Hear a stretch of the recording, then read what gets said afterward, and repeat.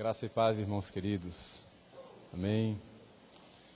Eu quero falar nesta noite com vocês sobre dependência de Deus. E quero convidar você a abrir, primeiramente, o seu coração. Abrir a sua mente para receber essa mensagem do Senhor. Nós somos crentes em Jesus. E a vida do crente é movida pela fé. Isso é o que nos diferencia de qualquer outro ser.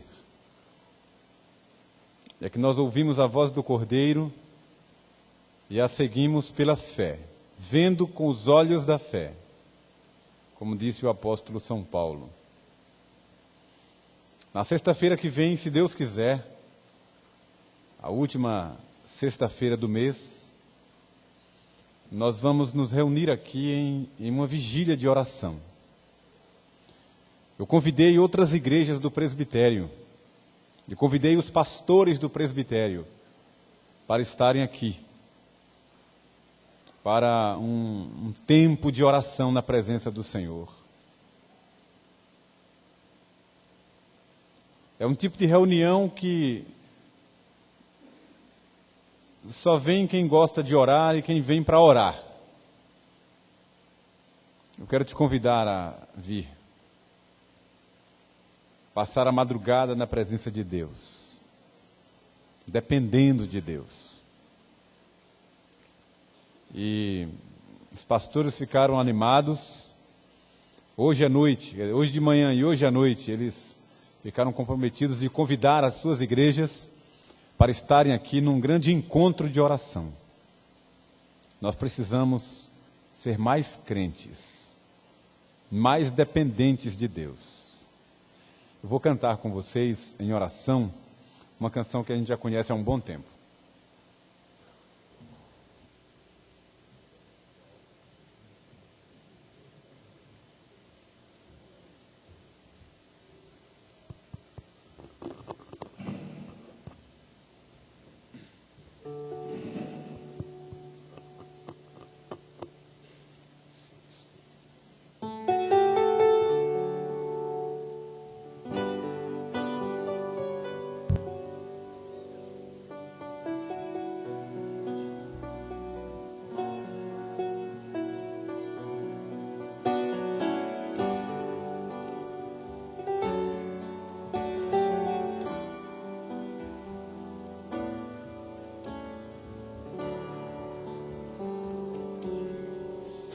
Eu preciso aprender um pouco aqui, eu preciso aprender um pouco ali, eu preciso aprender mais de Deus, e Ele é quem cuida de mim. Uma porta se fecha aqui, outras portas se abrem ali. Eu preciso aprender mais de Deus, porque Ele é quem cuida de mim. Deus cuida de mim. Deus cuida de mim. Na sombra das suas asas, Deus cuida de mim. Eu amo a sua casa, não ando sozinho.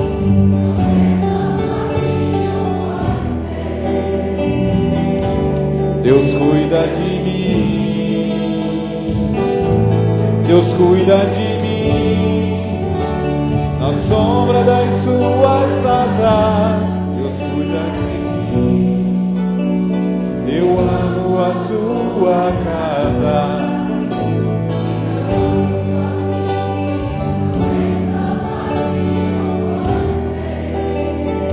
Deus cuida de mim.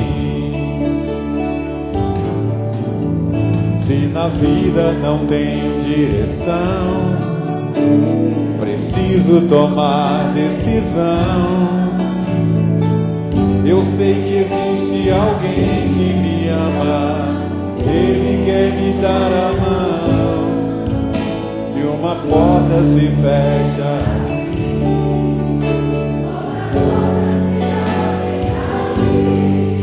Eu preciso aprender mais de Deus, porque Ele é quem cuida de mim.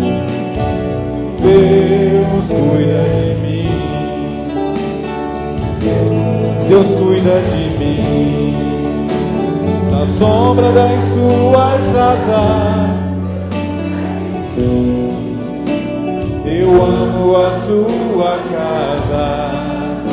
E não ando sozinho, não estou sozinho, pois sei, Deus cuida de mim. Deus cuida de mim. Na sombra das suas asas,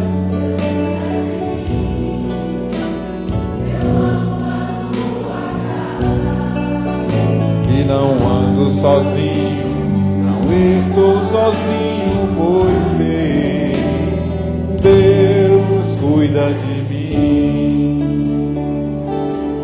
Deus cuida de mim. Deus cuida de mim.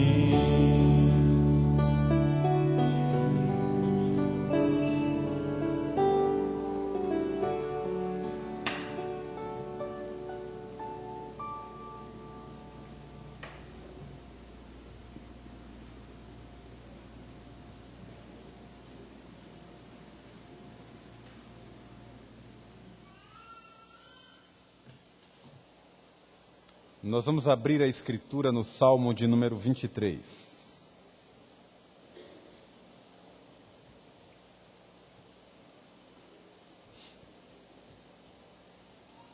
Salmo 23, Salmo de Davi.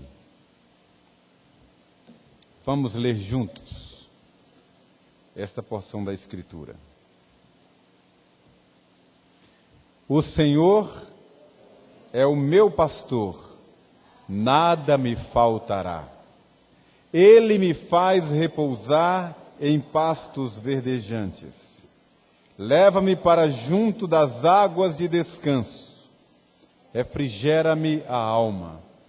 Guia-me pelas veredas da justiça, por amor do seu nome. Ainda que eu ande pelo vale da sombra da morte, não temerei mal nenhum, porque tu estás comigo.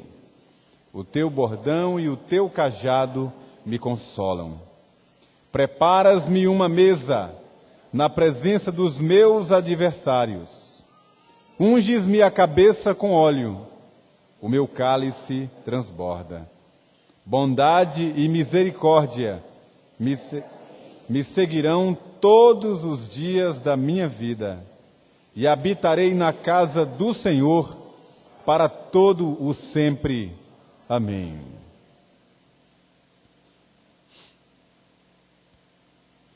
Eu ouvi falar de uma pessoa, um senhor, que levou consigo um índio, para o centro de uma grande capital. Digamos assim, o centro de São Paulo. Um lugar de grande movimento, de grande barulho.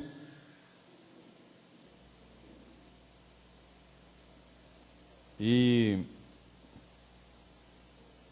no meio daquele tumulto todo,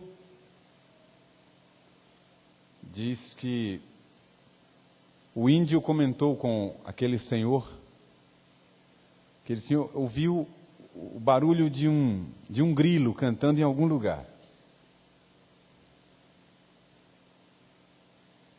E o senhor não acreditou. Como é que num barulho daquele o índio podia ouvir um grilo cantar? E sei que procuraram e o índio encontrou onde estava o grilo cantando.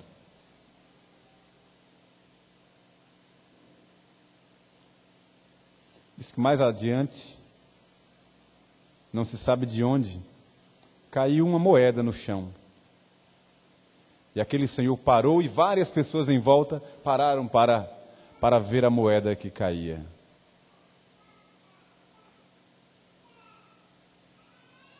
E a moral da história é que num grande barulho daquele não dava para se ouvir um grilo, nem a moeda. Mas que era possível o índio ouvir o grilo e o habitante da cidade grande também ouvir o barulho da moeda. Porque os nossos ouvidos estão condicionados a ouvir aquilo do que estamos treinados. É igual uma mãe que no meio da noite ouve o choro do bebê, antes que qualquer pessoa ouça, de longe, porque ela está condicionada. Todos estão dormindo, mas ela ouve o som de um chamego do bebê, às vezes não é nem um grito, porque ela está condicionada àquilo. Da mesma forma, é possível no meio de tantas vozes, de tantos sons, o crente ouvir a voz de Deus. E é uma voz inconfundível, não há nada igual. Porque o ouvido do crente está condicionado a ouvir a voz do Senhor.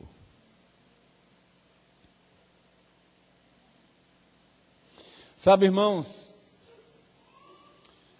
nós somos a geração do humanismo, tal qual outras que já passaram. O humanismo está presente na experiência humana, em todas as eras. O humanismo é a corrente filosófica que põe o homem como o centro. O homem é o centro de todas as coisas. Em torno dele, tudo mais gira. É para ele que as coisas correm. Ele se torna individualista, egoísta, que é a primeira palavra daquela lista dos males dos últimos dias, que o apóstolo Paulo descreve, escrevendo a Timóteo. Os últimos dias, os tempos serão difíceis, porque os homens serão, aí abre uma lista. A primeira palavra é egoístas. Egoísta significa amantes de si mesmos. É o egoísmo, o egocentrismo. É aquele olhar para o próprio umbigo, para o próprio ventre, para a conveniência, para aquilo que vai lhe agradar. É uma marca do humanismo. Então nós procuramos aquilo que será bem para nós mesmos e excluímos qualquer outra fonte. Humanistas, egoístas, é uma marca do nosso tempo.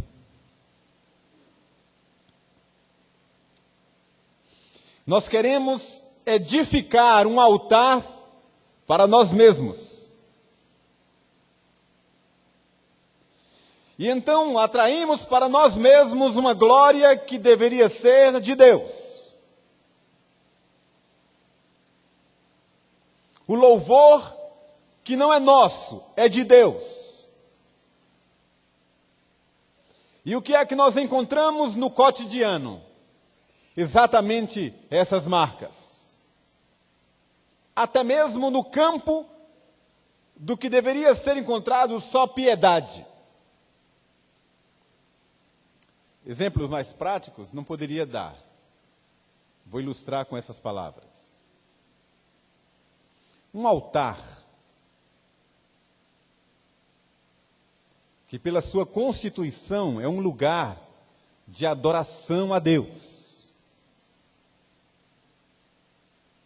Nessa geração humanista, o altar se transformou em um palco de exibições, de apresentações. Um lugar onde os egos são inflados. Um lugar de muitos artistas. Não estou falando desse altar aqui, estou falando genericamente. Mas pode ser aqui também. E não estou falando só do altar físico, como essa plataforma. Estou falando da adoração. E no nosso meio chamado evangélico, nós encontramos muitos artistas, com os seus fã-clubes, com os seus tietes, toda a tietagem do mundo. E artistas que recebem os louvores, abraçam a glória que eles sabem que não é deles.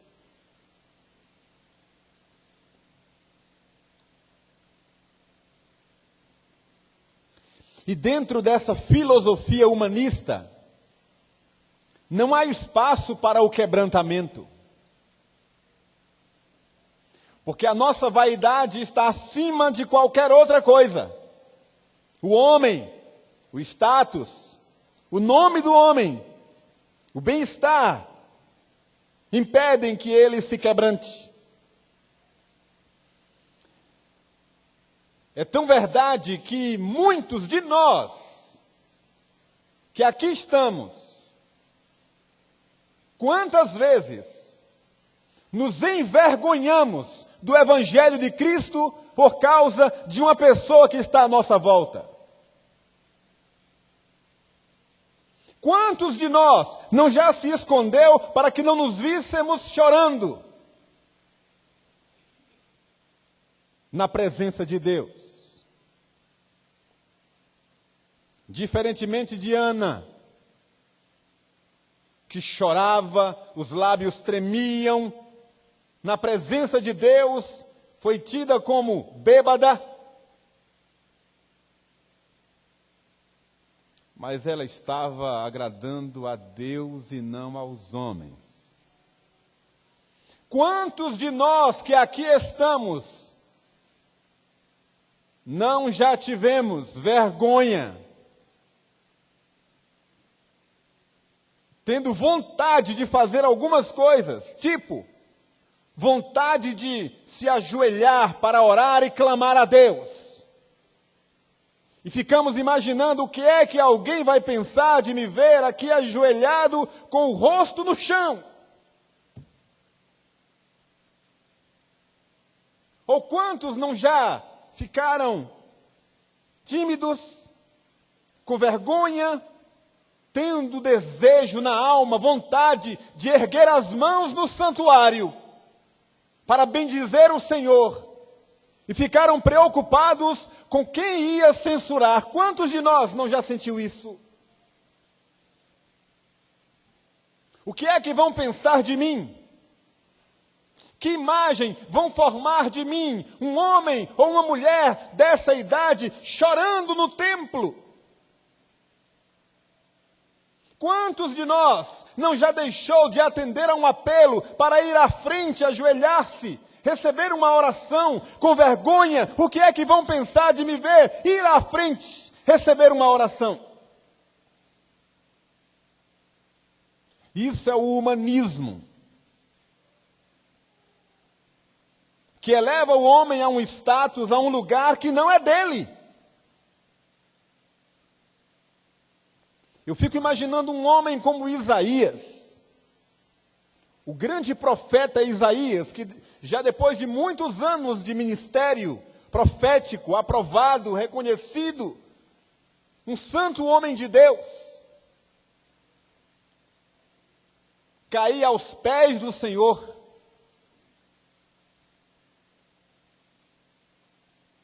e clamar em alta voz e dizer: ai de mim, estou perdido,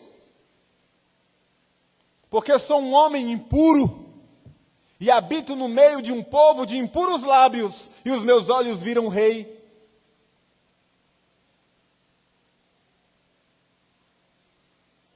E tantos outros servos de Deus,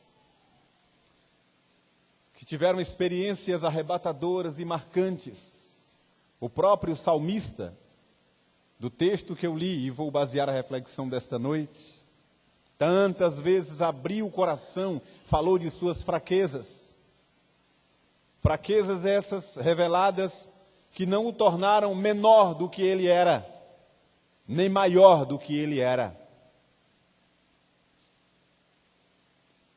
Apenas as revelou diante de Deus com pureza da alma.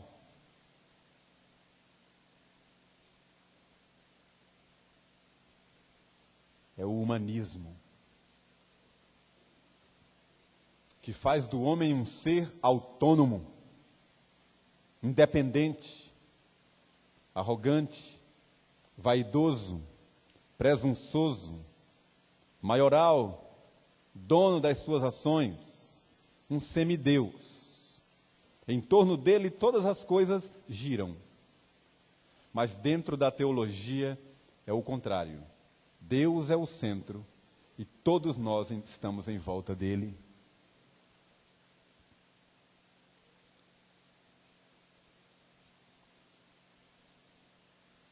Esse texto que eu li é um dos salmos mais lidos, mais proclamados, mais declamados dos salmos todos.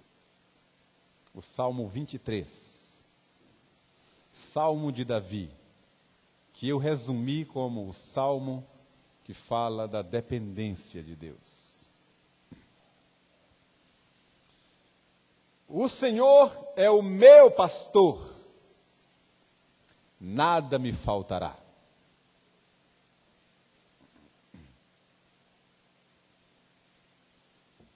O Senhor é o meu pastor, e nada me faltará. Em primeiro lugar, quem declama esse salmo, para início de conversa, ele identifica o senhorio de Cristo, a autoridade divina, a soberania divina. Se tivéssemos como pendurar, como em um cabide, esse salmo, e de onde ele está dependurado, vem as demais coisas. Tudo começa com a soberania de Deus. O salmo começa dizendo que o Senhor é o meu pastor. E todo o salmo depende do senhorio dele. Sabe o que significa declarar o nome Senhor? Significa identificar que nós somos os servos dele. Estamos debaixo do seu governo, do seu controle. Todos nós estamos debaixo da sua santa e poderosa mão. Ele governa as nossas vidas. Ele é o Senhor da nossa vida.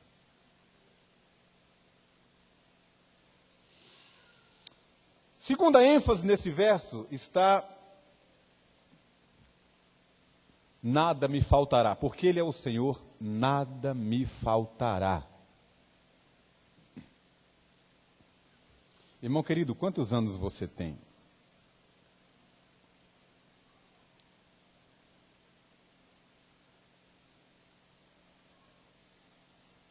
Numa conta rápida, lembre aí, quando foi que lhe faltou alguma coisa? Quando foi que lhe faltou o pão, a veste, recurso? O salmista disse que já foi jovem e agora era velho, e ele nunca viu o justo desamparado, nem a sua descendência mendigar o pão. O Senhor é o meu pastor, nada me faltará. Se o Senhor é o teu pastor, nada te faltará. Porque o Senhor tem cuidado de nós, com zelo e com amor. O que marca a vida do crente é a dependência de Deus.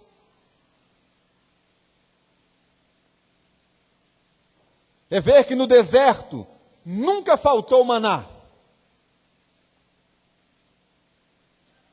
E além do maná, ainda tinha o dengo de uma carnezinha, de uma codorna, as codornizes,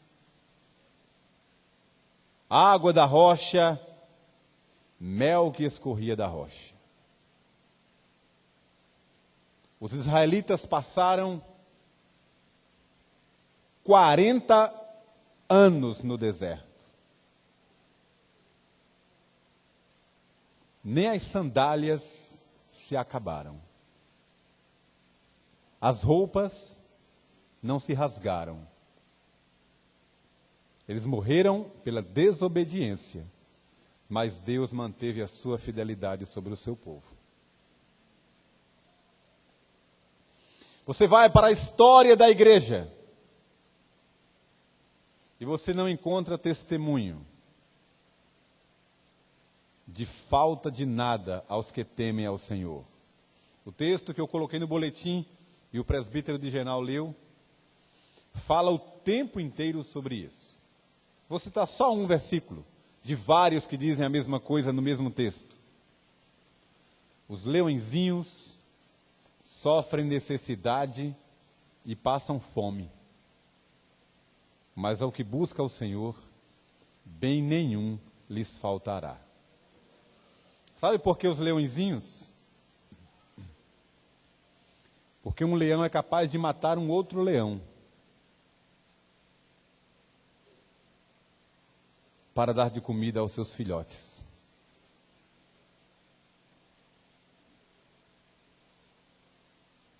Mas mesmo assim, eles podem passar necessidade e fome. Mas os crentes nunca vão padecer necessidade, porque o Senhor está com o seu povo. O Senhor é o meu pastor, nada me faltará. E aí ele vai dizendo: Ele me faz repousar em pastos verdejantes, leva-me para junto das águas de descanso. Para você entender a profundidade dessa palavra, você tem que entender que a experiência do salmista era guiar as ovelhas no deserto, em lugares áridos, montanhosos, difíceis acessos. E tinha que dar de beber e de comer às ovelhas, em lugares inóspitos, difíceis, com muitas armadilhas, muitos lobos que se escondiam.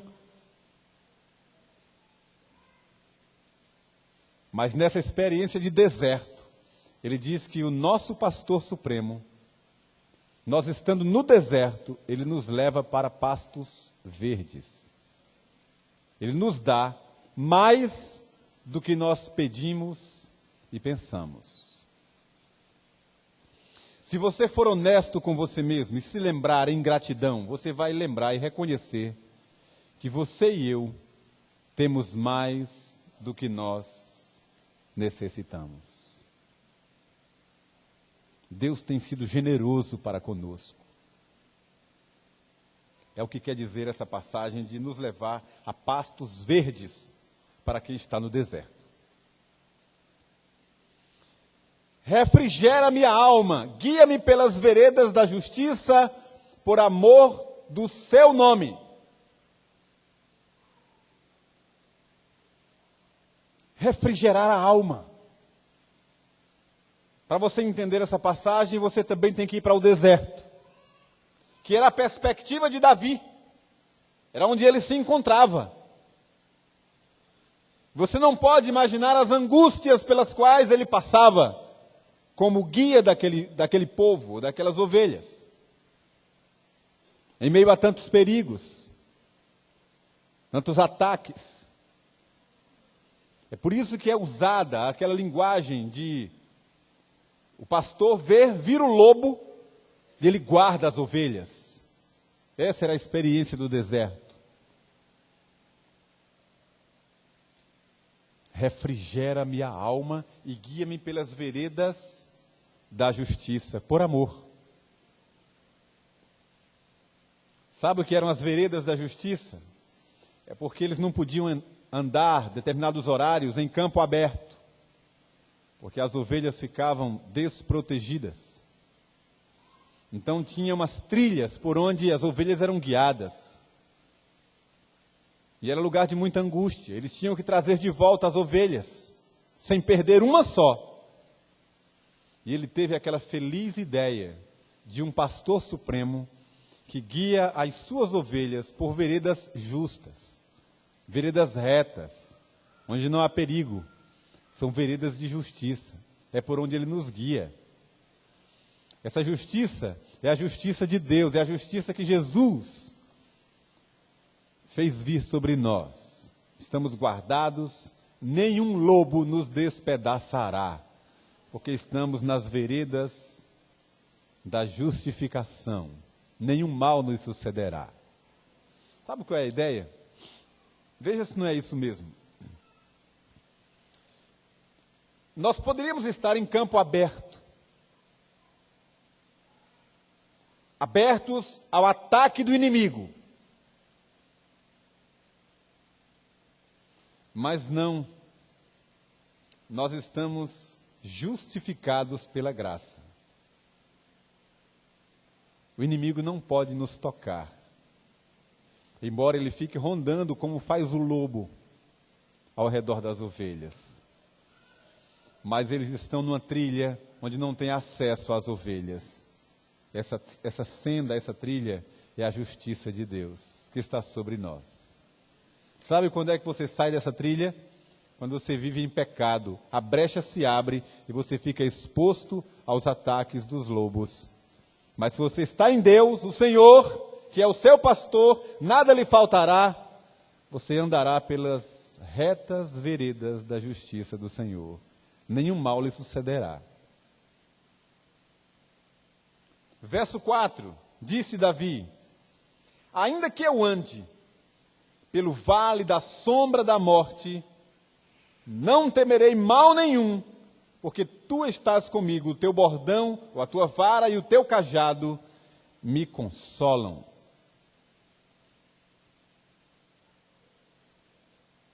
O vale da sombra da morte. Se você pegar o mapa de Israel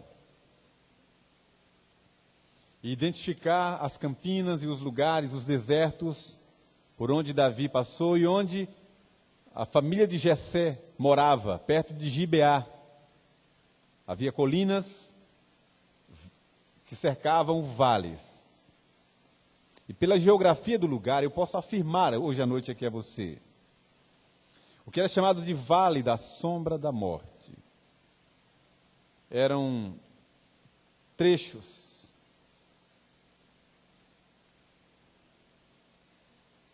pedregosos, por onde as ovelhas precisavam passar para atravessar para o outro lado da região montanhosa, que ficava do outro lado de Gibeá. Os historiadores acreditam que era esse percurso, tinha que passar por ali. Era como se fossem armadilhas perigosas para bandidos que saqueavam os rebanhos, ou para feras, que sabiam que era lugar de trânsito ali de animais e coisas assim. Então, ao passar por aquele vale, ou aqueles vales, cercados de montanhas, tinham que passar por ali, era quase uma armadilha.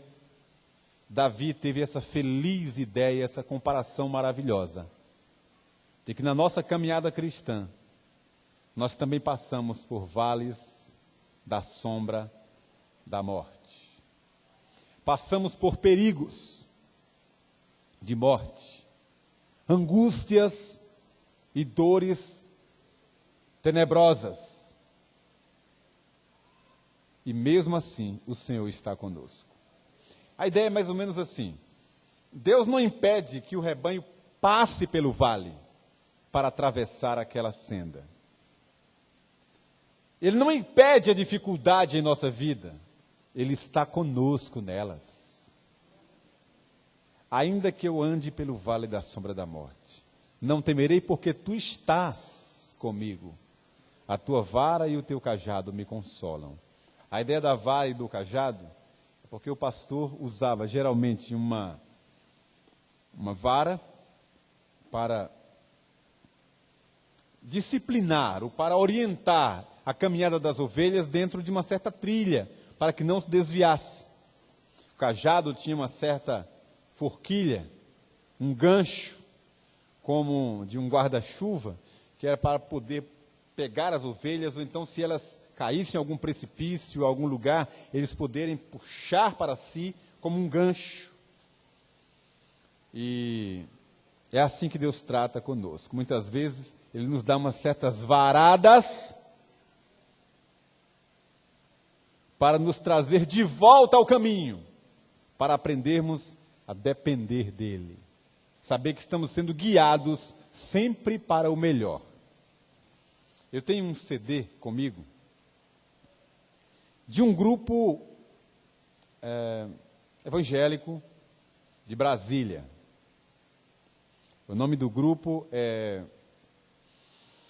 Estilo de Vida. E o nome do disco é Céu da Boca. A última música do disco é uma música cantada, mas é o testemunho de um dos integrantes daquele disco, ou daquele grupo.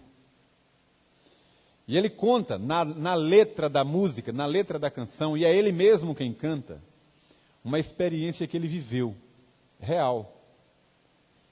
Ele diz que tem mais de 1,90 m, forte, alto, forte. E uma certa feita ele foi sequestrado. Sequestraram ele. E o colocaram no porta-malas de um Gol. É a letra da música. Ele diz assim, cantando, dizendo isso. No porta-malas de um Gol. Ali apertadinho, quem tem Gol sabe como é. Bem apertado, sem caber. E ele conta na letra da música que ele via o carro só passando por quebra-molas, por buracos. Ele não tinha a menor ideia para onde estavam levando ele. E aquela angústia de saber que estava sendo assaltado. E a única pergunta que vinha à mente dele é por que Deus tinha permitido tudo isso. E naquela circunstância, o Espírito de Deus falou com ele. Deus disse para ele assim: meu filho, era só assim para a gente bater um papo. Eu precisava conversar com você. Então tirou ele de cena, tirou ele do conforto e o colocou no porta-malas de um Gol para quebrantar o seu coração. Muitas vezes Deus nos dá algumas varadas. E às vezes o pastor dá umas varadas fortes nas pernas das ovelhas para que elas até manquejem. Ele conduz levando no braço, para que ela aprenda a não sair da presença dele.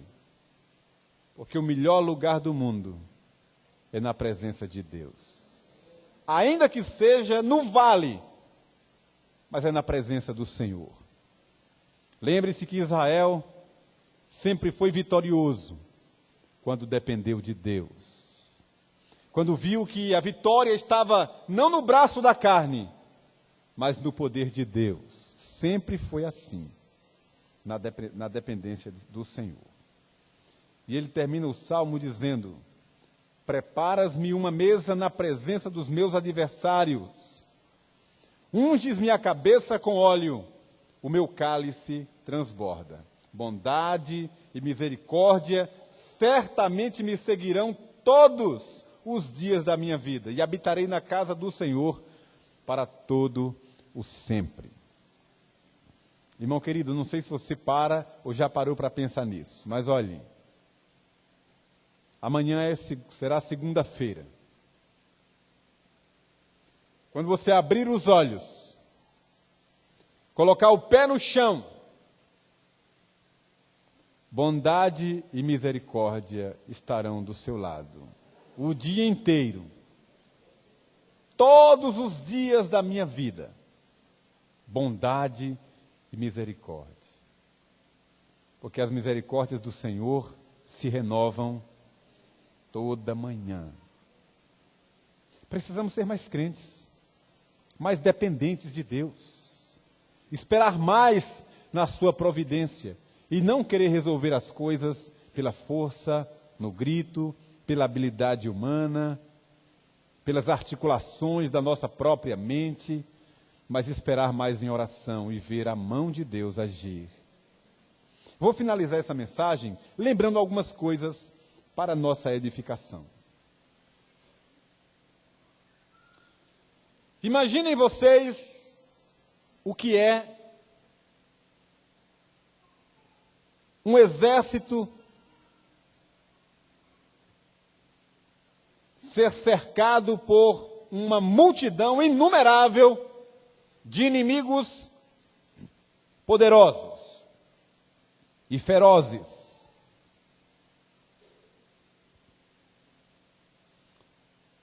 E Deus dar ordem ao seu exército para que abra mão da maioria dos seus soldados e vão enfrentar aquele exército numeroso e inumerável com apenas 300 homens. Humanamente falando, isso não faz sentido. Mas isso aconteceu para Deus revelar ao seu povo que o poder está nele e não nas nossas armas.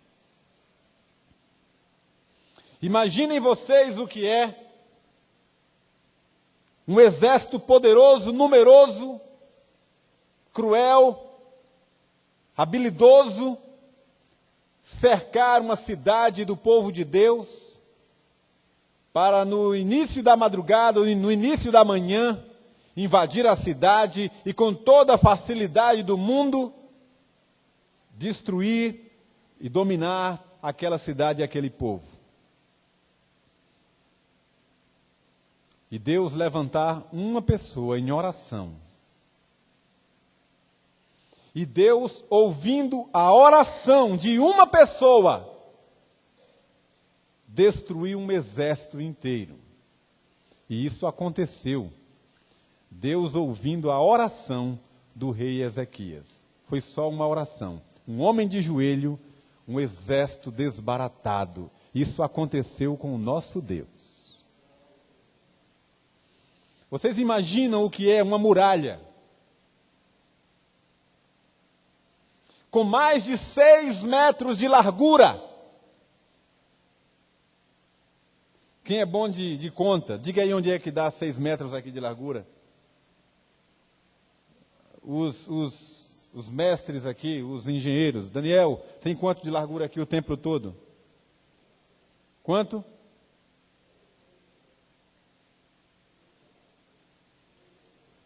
2/3, né? 6 metros vai dar mais ou menos esse espaço aqui de trás, não é isso? Mais ou menos isso aqui. Era a largura da muralha. A largura. Em cima da muralha de uma cidade, podiam andar 2 carros puxados por cavalos. Em cima da muralha. Mais de 6 metros de largura, com 30 metros de altura. E Deus mandou que o seu povo rodeasse a muralha 13 vezes. E a muralha caiu.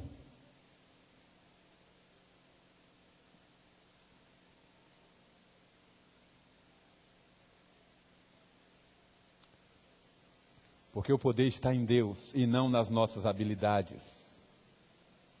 Sempre que o povo dependeu de Deus, um milagre aconteceu. Deus sempre manda o socorro. Sempre envia o recurso. Quando você menos espera, de onde menos se espera, vem o socorro. Elevo os meus olhos para os montes. De onde me virá o socorro? O meu socorro vem do Senhor, que fez os céus e a terra. Olha, irmãos, eu vou dizer isso aqui como um testemunho, porque se não é mérito nem glória nenhuma para mim nem para ninguém, é só um testemunho do que Deus pode fazer conosco.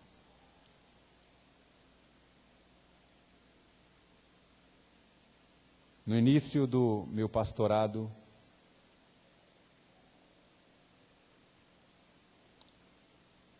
era início também de casamento, muitas dificuldades. Eu fui para uma cidade, uma igreja que não tinha recursos. E eu vou resumir uma longa história. Várias vezes nós tivemos a experiência de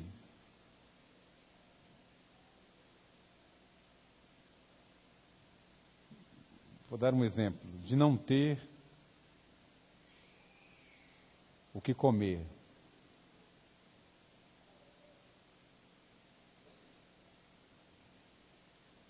E Deus mandar alguém que nem sabia de nada, a gente não tinha falado para ninguém. E alguém bater na porta e dizer, olha, eu não sei o que está acontecendo, Deus mandou vir trazer isso aqui. Exatamente o que nós precisávamos. Porque Deus é fiel. Bondade e misericórdia nos seguirão todos os dias da nossa vida. Precisamos ser mais crentes, mais dependentes de Deus. E muitas coisas vão acontecer entre nós. Que o Senhor aplique a sua palavra ao nosso coração nesta noite. E nos guarde de todo mal em nome de Jesus. Se você está passando por um vale, pelo vale da sombra da morte,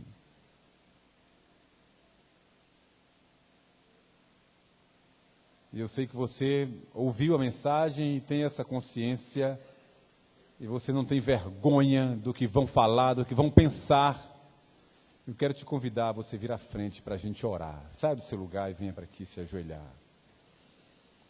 Se você está na galeria e você quer participar desse momento de oração, se você quiser descer e vir, venha. Se puder, aí mesmo onde você está, você pode se ajoelhar também, mas dê um sinal assim.